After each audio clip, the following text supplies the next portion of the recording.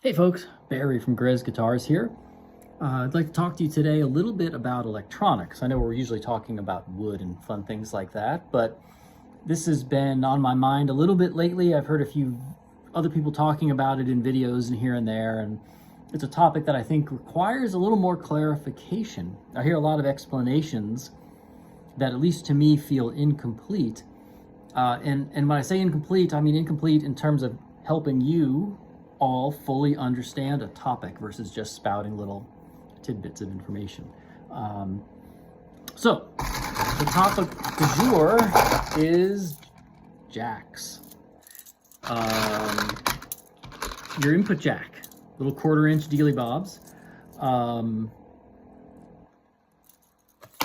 I've used Switchcraft, kind of an industry standard, up until just recently. I'm making a change. I'll talk about that in a minute.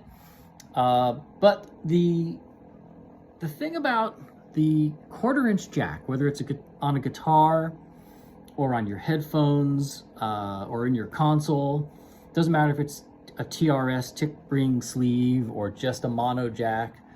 So the thing about this jack is there's friction. When you insert the jack, it rubs against its contact point, and it is in effect self-cleaning.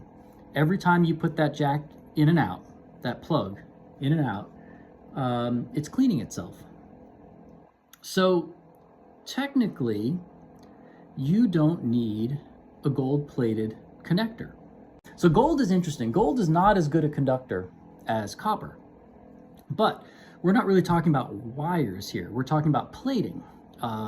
Gold is actually a much better conductor than nickel, and things are commonly nickel plated or tin plated or all sorts of plating. So gold is, from a conductivity standpoint, is a good conductor.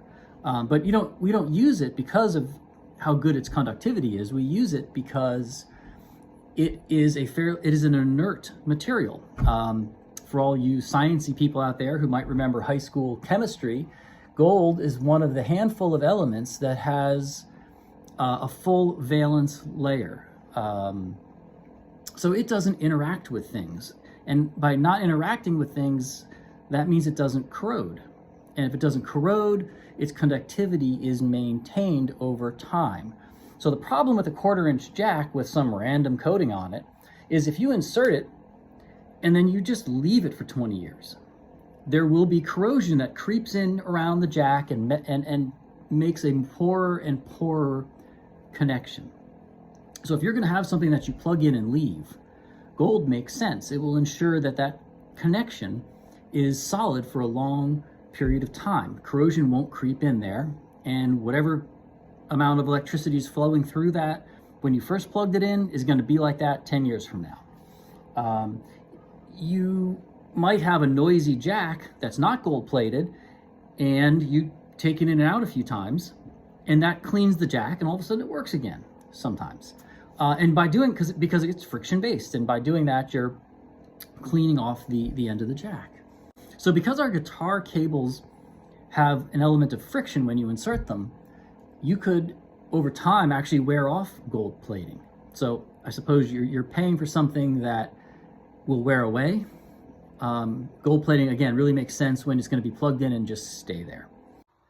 The jack that I'm changing to is this little guy, which you probably can't see very well, from Pure Tone.